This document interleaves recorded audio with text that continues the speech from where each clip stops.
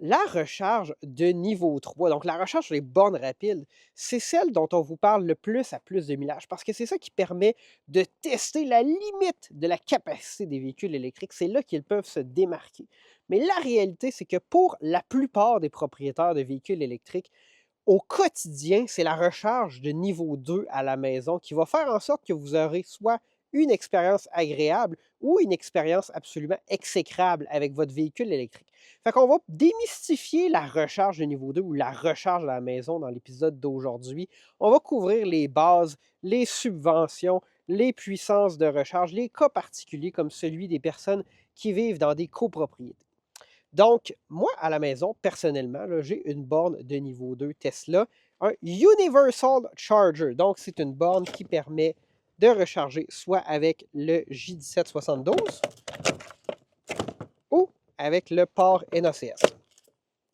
Pourquoi c'est critique la recharge à la maison? Bien, même si votre véhicule a la capacité de se recharger rapidement, la réalité puis la principale différence entre un véhicule électrique et un véhicule à essence, c'est que vous avez la capacité de ravitailler votre véhicule à la maison dans la plupart des cas. Si vous n'avez pas accès à la recharge à domicile, ça veut dire qu'il faut vous recharger à l'extérieur, il faut planifier vos recharges. Ça risque d'être extrêmement irritant. Puis dans les dernières années, il y a eu des articles là, de personnes connues ou de journalistes ou peu importe, qui ont vécu des mauvaises expériences avec les véhicules électriques. Puis généralement, là, je parle de gens qui étaient propriétaires de véhicules électriques. Généralement, ceux qui ont vécu des mauvaises expériences, c'est ceux qui n'avaient pas accès à la recharge là, à la maison.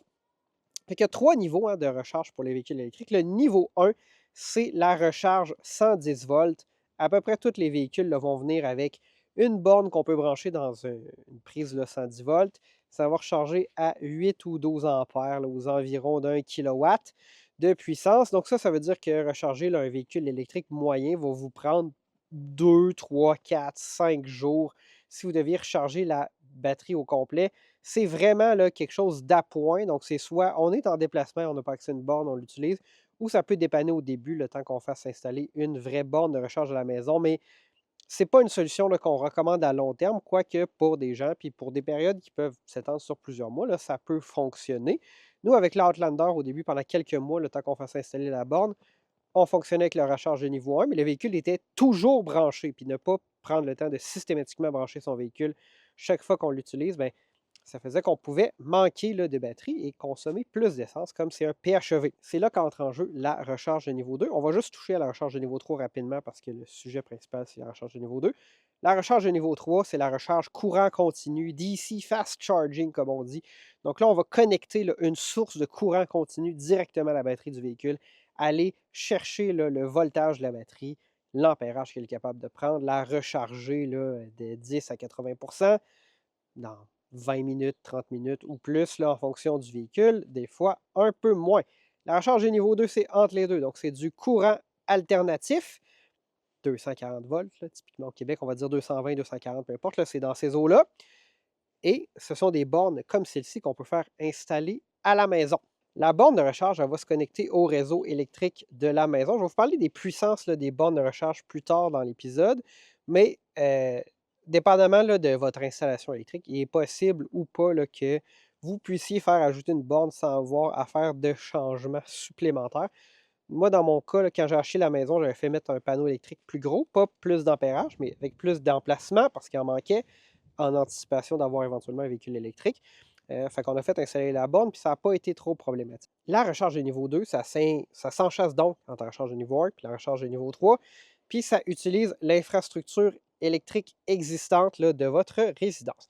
Puis d'ailleurs, il y a des cas particuliers là, où ça peut être plus challengeant, puis ça nous amène à vous parler là, du commanditaire de l'épisode d'aujourd'hui. Quand on parle de recharge à domicile, il ne faut jamais oublier les gens qui vivent dans un immeuble locatif ou en copropriété. Donc, ça nous amène à présenter le commanditaire d'aujourd'hui, Eddy, qui offre une solution pour éviter tous les casse-têtes de ces situations-là, répartition des coûts, facturation, installation électrique complexe dans des bâtiments existants. Eddy, c'est une entreprise de Québec. D'ailleurs, on est dans leur bureau aujourd'hui pour présenter ce segment. La solution d'Eddy, elle, utilise un modèle qui est centralisé et évolutif. Donc, plutôt que de connecter chaque borne individuelle à un compteur ou à une installation électrique individuelle. On vient utiliser l'installation électrique existante du bâtiment où on crée une dérivation unique là, qui va permettre de connecter plus de bornes.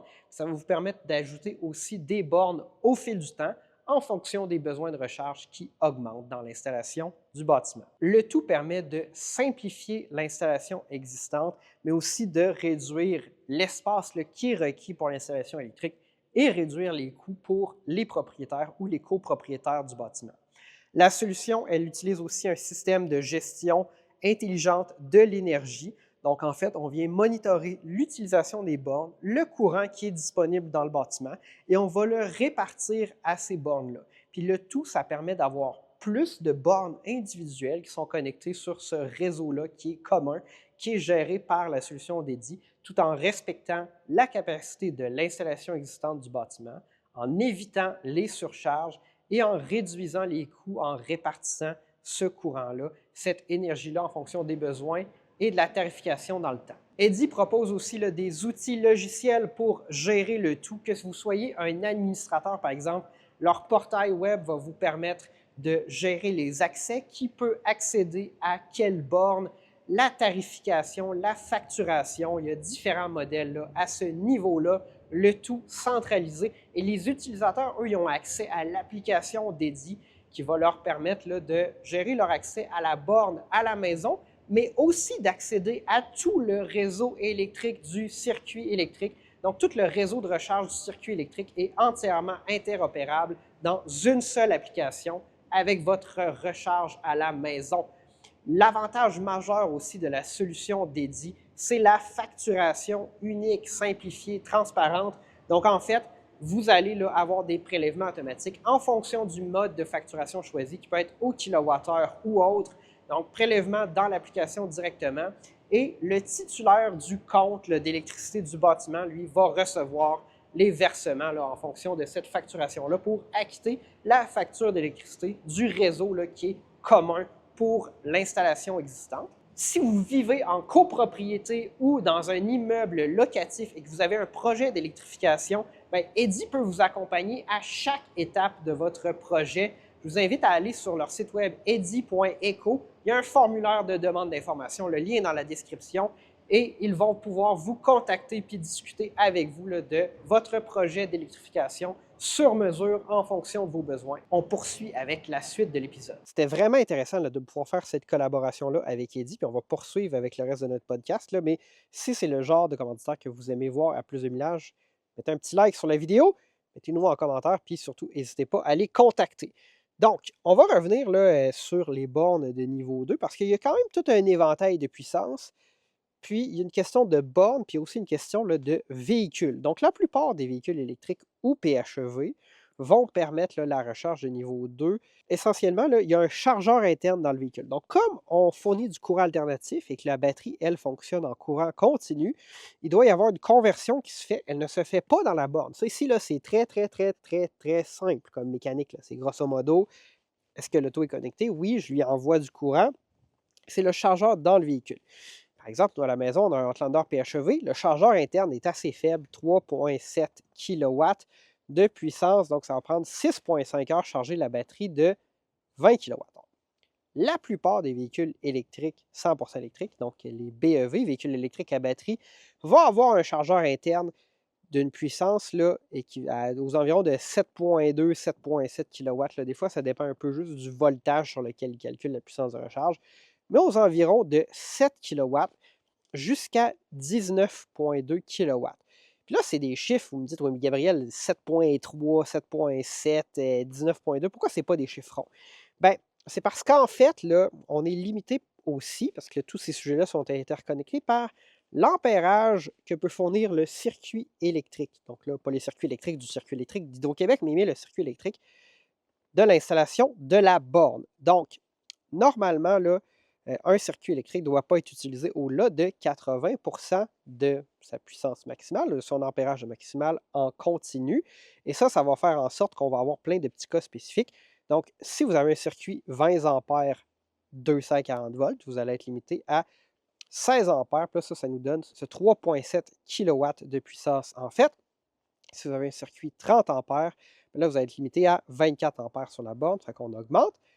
Ce qu'on voit très communément, c'est un circuit 40 ampères qui va donc limiter la borne à 32 ampères en utilisation continue. Et ça va vous fournir le 7.2, 7.7 kW qu'on voit régulièrement.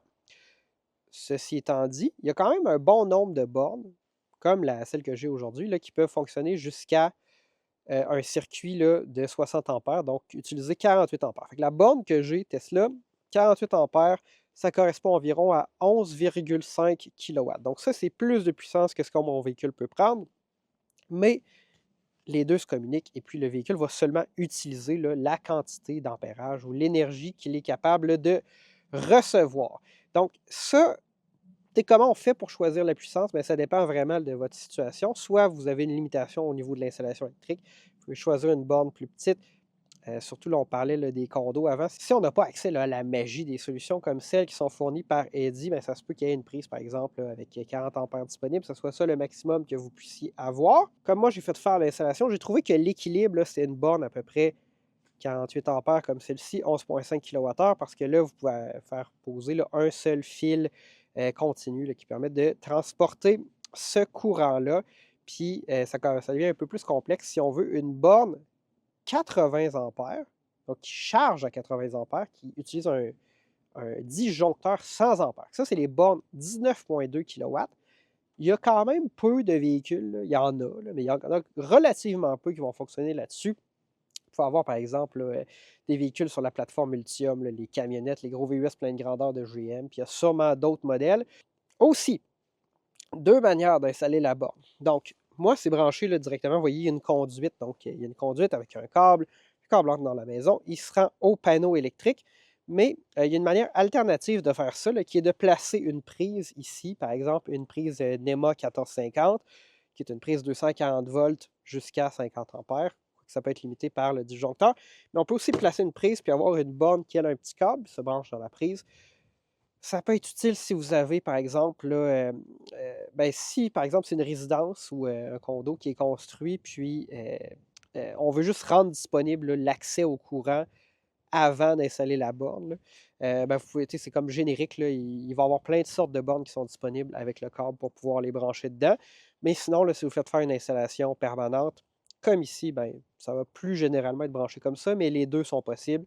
Vous pouvez aussi choisir d'avoir la prise extérieure si vous voulez brancher autre chose dessus, comme une soudeuse ou peu importe. Ça nous amène sur un autre sujet pour démystifier les bornes, et c'est celui des subventions. Parce que, en fait, les subventions sur les véhicules électriques diminuent. Mais avec le programme Au Vert, il y avait aussi des subventions sur les bornes de recharge. Donc, 600 de subventions là, disponibles sur les bornes de recharge. Et ça, c'est encore effectif jusqu'à la fin de 2026. Donc, on n'a pas réduit progressivement la valeur de ces subventions-là, mais elles vont s'arrêter en même temps que la fin du programme Rouler Vert à la fin de l'année prochaine. Donc ça, c'est quand même avantageux. C'est aussi applicable si vous achetez un véhicule électrique usagé. Donc, vous n'avez pas besoin d'avoir un véhicule électrique neuf. Il y a quand même de la documentation à fournir. Moi, je l'avais fait. Ça n'avait pas été si compliqué que ça, honnêtement. Il n'y avait même pas eu de retour. Là. J'avais juste fourni la documentation. Puis là, le véhicule n'était pas au même nom, parce qu'avec moi et ma conjointe, là, que la facture d'installation de la borne, ça me stressait. Mais il n'y a eu aucun problème. J'avais acheté la borne dans un magasin. Je ne l'avais pas acheté du fournisseur qui avait fait l'installation. Puis malgré tout, j'ai juste fourni toute la documentation sur le véhicule, la borne, l'installation de la borne, ça a fonctionné. Mais vous êtes contraint de la faire installer par un électricien, le cas échéant. Comment choisir votre borne? Je vous dirais, allez-y pour la puissance qui est adéquate. Puis ça peut être en fonction d'autres contraintes. Parce que si vous achetez une borne 19,2 kW, une borne 80 ampères, puis que vous n'avez pas la capacité électrique dans votre résidence, là, ça ne sert absolument à rien. Si vous avez aussi une borne plus puissante que ce que votre véhicule peut prendre, bien, si vous changez de véhicule dans le futur, ça peut être avantageux. Moi, je vais être capable de recharger des véhicules de presse à une bonne vitesse. Il y a des gens aussi qui se plaignent là, de la rigidité des câbles. La borne que j'ai choisie, il y a beaucoup de gens qui disaient « Le câble en hiver, ça ne fonctionne pas. » Puis j'ai passé au travers de tout ça en hiver, des journées à moins 30, là, j'ai jamais eu de problème. Mais le problème que j'ai eu, c'est qu'il y a de la neige qui se glissait, là, puis des fois, c'est quand même difficile de retirer le pistolet de recharge. Fait que là, on a parlé de l'importance de l'installation de la borne, le cas spécifique des condos, les résidences, les puissances de bornes. Comment choisir votre borne? Si ce n'est pas une infopub, vous pouvez choisir la borne de votre choix. Honnêtement, je vous dirais, allez juste pas vers les bornes chinoises pas chères que vous achetez sur Amazon pour 200 300 Allez-y pour un produit, mettons, d'une marque reconnue. Il y a même des bornes québécoises Flow. Il y en a certaines aussi là, qui permettent de programmer les recharges. Donc, vous allez juste brancher votre véhicule quand vous voulez, puis la borne va démarrer au bon moment. Puis il y a aussi des véhicules qui permettent là, de le faire aussi à l'inverse. Fait que ça peut être quelque chose à considérer, surtout si vous voulez bénéficier là, des tarifs de pointe, ou plutôt éviter les tarifs de pointe d'Hydro-Québec si vous avez la tarification dynamique. On a un peu démystifié, mais la vraie là, question, là, c'est le pourquoi. Pourquoi c'est si important que ça, la recharge de niveau 2? Ben, c'est que la réalité, ce qu'on voit, là, c'est que si vous n'êtes pas quelqu'un comme Alexandre, mon collègue, qui fait des défis 500 km constamment en train de recharger sur des bornes rapides, ou si vous n'êtes pas quelqu'un qui parcourt des grandes distances, la plupart des gens vont compter sur les doigts d'une main le nombre de fois où ils ont fait des recharges rapides dans l'année. Parce qu'aujourd'hui, la plupart des véhicules électriques sont capables de faire un trajet, par exemple, Québec-Montréal, Québec-Saguenay, Montréal-Québec, sans avoir besoin de recharger en chemin. Puis à destination, vous allez peut-être avoir accès à de la recharge de niveau 1 ou de la recharge de niveau 2. Souvent, il y a des bornes publiques aussi de niveau 2. Fait que la recharge rapide, c'est vraiment peu commun. Alors que la recharge de niveau 2, mais avec un véhicule électrique, contrairement à un véhicule à essence, vous partez toujours de chez vous à 100%. Si vous avez la capacité de vous recharger, vous êtes à 100%, fait que vous allez rarement vous trouver dans une situation où vous allez parcourir vraiment beaucoup de distance, là, où vous allez avoir besoin de faire une recharge rapide. J'ai dit 100%, mais c'est vrai qu'il y a des véhicules qu'on recommande de charger seulement à 80%. Bon, personnellement, moi, mon véhicule, c'est recommandé de le charger à 100%. Je le charge à 100%. Je n'ai pas vu là, de dégradation de la batterie jusqu'à date. Mais bref, c'est vraiment là l'avantage, c'est que vous allez avoir une belle expérience. Tandis que si vous n'avez pas la recharge de niveau 2 à la maison, bien là, au fil des jours, votre batterie va diminuer. Puis là, vous allez devoir trouver un moment où vous allez aller à une borne de recharge rapide ou vous allez aller vous installer une borne de recharge publique pour recharger votre véhicule. Puis ça pourrait être assez désagréable. Là, il y a des gens dans les commentaires qui vont dire moi, Gabriel, j'ai pas de borne de recharge à la maison, puis ça va bien. Ça se peut que ça aille bien. Ça se peut que ça aille bien. Mais la réalité, c'est qu'il faut être vraiment plus engagé là, dans son, disons, parcours d'électromobiliste pour être capable de faire fonctionner ça. Fait que c'est pour ça que ça fait tellement une différence là, sur votre qualité de vie d'avoir la recharge à la maison, que vous soyez dans une résidence, dans une maison comme la mienne, dans un immeuble locatif ou là, dans un condo, ce genre de choses-là. Des fois aussi, on peut essayer de compenser s'il y a des bornes sur les sites de vos employeurs. Ceci étant dit, moi, je percevais que quelques années, c'était très à la mode d'installer des bornes de recharge de niveau 2. Mais maintenant que les véhicules électriques se démocratisent, il y a de plus en plus de gens qui en ont. Ces bornes-là sont de plus en plus utilisées. Les employeurs aussi réalisent qu'il y a un coût, hein, parce que vous avez des gens qui ont des voitures à 80 000 qui viennent se brancher chez leur employeur. Puis l'employeur, là, je suis en train de subventionner le véhicule de mon employé. Fait que j'ai l'impression qu'ils s'en installent moins. Vous pouvez me corriger si je me trompe, mais donc ça devient là, de plus en plus essentiel d'avoir la recharge à la maison. J'espère que vous avez aimé le petit épisode spécial d'aujourd'hui. Allez voir Eddie là, si vous avez vu en copropriété ou en immeuble locatif. Là, c'est vraiment intéressant ce qu'ils ont à offrir. Puis j'espère qu'on va pouvoir poursuivre notre partenariat avec eux dans le futur. C'est Gabriel pour plus de millage. On se dit à la prochaine.